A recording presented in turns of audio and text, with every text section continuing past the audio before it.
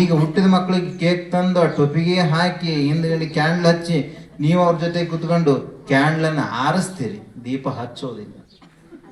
ಆರಿಸೋದು ನಮ್ಮ ಸಂಸ್ಕೃತಿ ಅಲ್ಲ, ಅದು ಹಚ್ಚೋದು ನಮ್ಮ ಸಂಸ್ಕೃತಿ.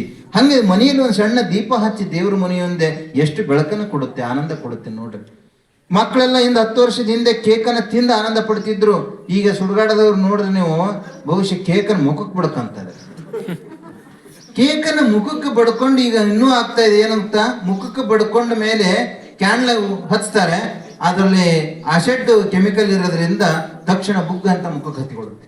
ಎಷ್ಟು ಜನ ಮುಖ ಸುಡಿಸ್ಕೊಂಡಿದ್ದಾರೆ.